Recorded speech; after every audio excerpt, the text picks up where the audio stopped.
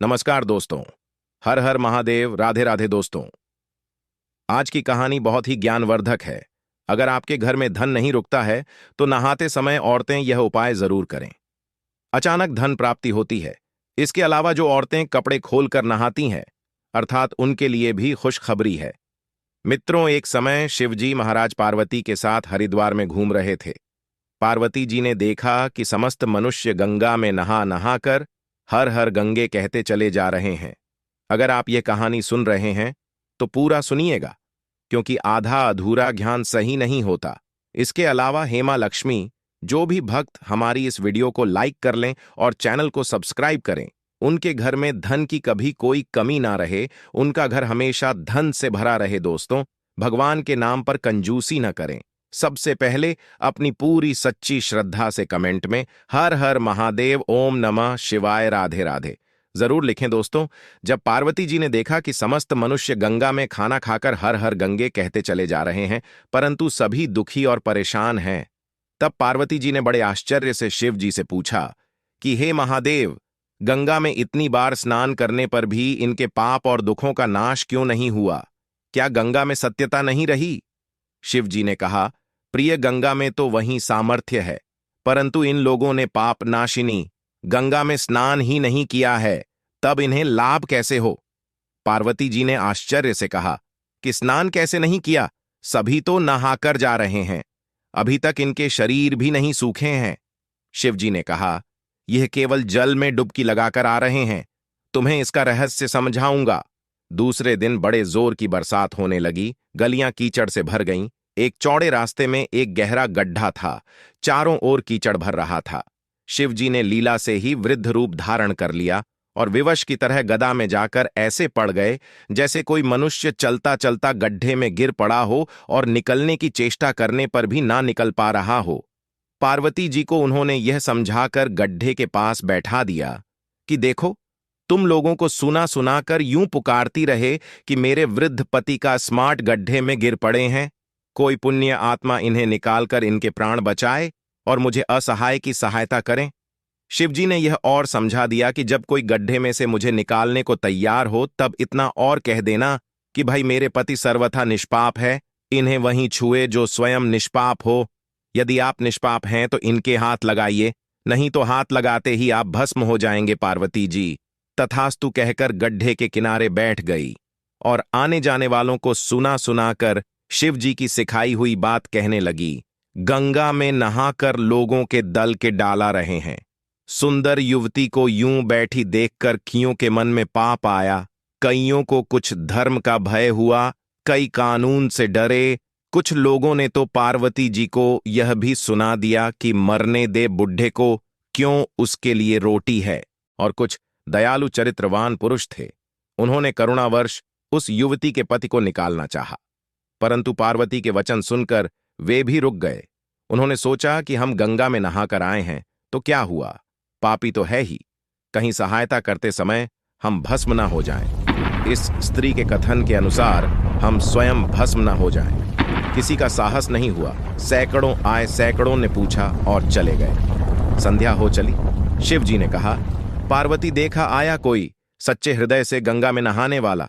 थोड़ी देर बाद एक जवान हाथ में लौटा लिए हर हर गंगे करता हुआ निकला। पार्वती ने उसे भी वही बात कही। युवक का हृदय करुणा से भर आया। उसने शिव जी को निकालने की तैयारी की। पार्वती ने रोककर कहा कि भाई, यदि तुम सर्वथा निष्पाप नहीं होंगे तो मेरे पति को छूते ही जल जाओगे। उसने उसी समय बिना किसी संकोच के दृढ़ निश्चय के साथ पार्वती से कहा कि माता, मेरे निष्पाप होने में तुझे संदेह क्यों होता है? देखते ही नहीं, मैं अभी गंगा नहाकर आया हूं। भला गंगा में गोता लगाने के बाद भी कभी पाप रहते हैं? अभी तुम्हारे पति को निकालता हूं। युवक ने लपक कर बूढ़े को ऊपर उठा लिया। शिव पार्वती ने उसे अधिकारी समझकर अपना असली स्वरूप प्रकट कर उसे दर्शन देकर कृतार्थ किया। शिवजी ने पार्वती से कहा कि इतने लोगों में से एक ने ही गंगा स्नान किया है। इसी दृष्टांत के अनुसार जो लोग बिना श्रद्धा और विश्वास के केवल दंभ के लिए गंगा से स्नान करते हैं, उन्हें वास्तविक फल नहीं मिलता। परंतु इसका यह मतलब नहीं कि गंगा स्नान व्यर्थ जाता है। गंगा स्नान का बहुत पुण्य भी है। इसके बाद शिवजी ने पार्वती जी से कहा, अब मैं आपको 12 बातें बताता हूं। जो भी मनुष्य इन 12 बातों को नहाते समय ध्यान में रखता है वह कभी भी दुखी नहीं रहता है। उसके घर में मां लक्ष्मी का वास हो जाता है, उसके घर में अपार धन आता है, घर में कभी भी लड़ाई झगड़ा नहीं होते हैं, उसका पूरा परिवार हंसी खुशी जीवन व्यतीत करता है। तब माता पार्वती ने कहा, हे भगवान, आप हमें यह वह 12 बातें बता दीजिए। इसके बाद भगवान शिव उन बातों को बताना शुरू कर देते हैं और माता पार्वती बहुत ध्यान से सुनने लगती है। दोस्तों, ये 12 बातें आप लोग भी बिल्कुल ध्यान से सुनना।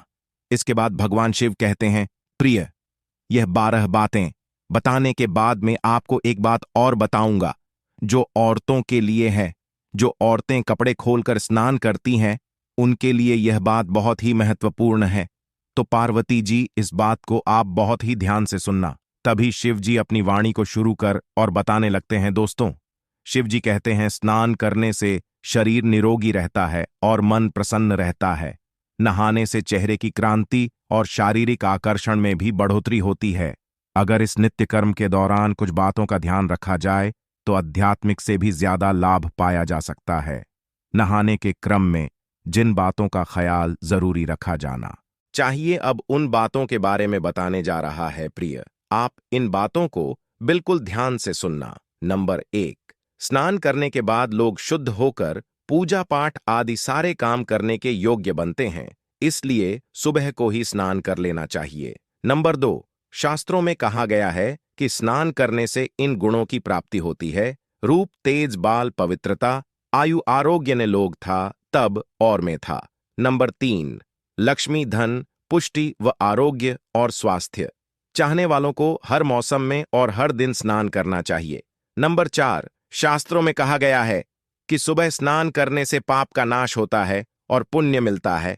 ऐसा कहा गया है कि सुबह नहाने वालों के पास नकारात्मक शक्तियां नहीं भटकता, इसीलिए सुबह स्नान करना ही उचित है। नंबर 5, बीमारी की हालत में सिर के नीचे से ही स्नान करना चाहिए। गीले कपड़े से शरीर को पोंछ लेना एक तरह का स्नान ही कहा गया है। नंबर 6, सुबह की लालिमा छाने से पहले ही स्नान लेना श्रेष्ठ माना गया है।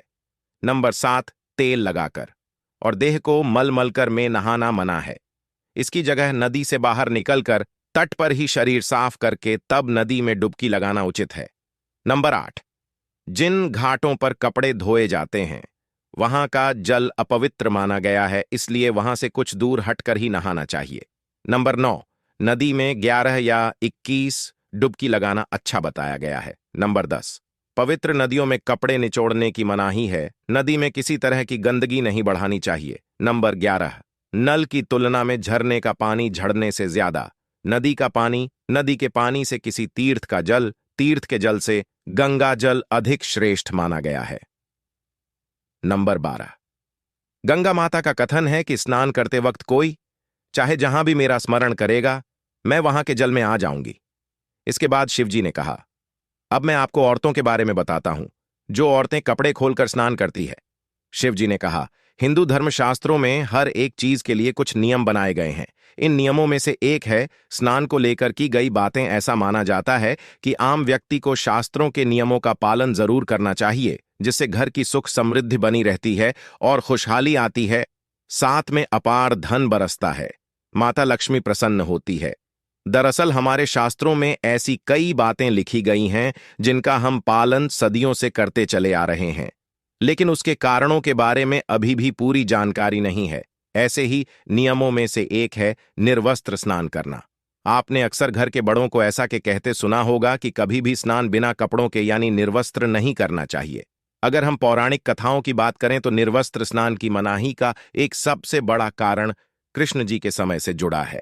पौराणिक कथाओं के अनुसार एक बार जब गोपिकाओं सरोवर में स्नान कर रही थी और वो निर्वस्त्र थी, उस समय बाल कृष्ण ने गोपियों के सभी वस्त्र छिपा दिए।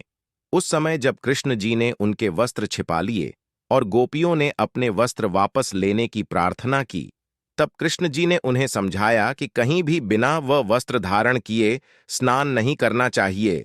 इससे जल के देवता वरुण का अपमान होता है, इसलिए आपको निर्वस्त्र स्नान न करने की सलाह दी जाती है।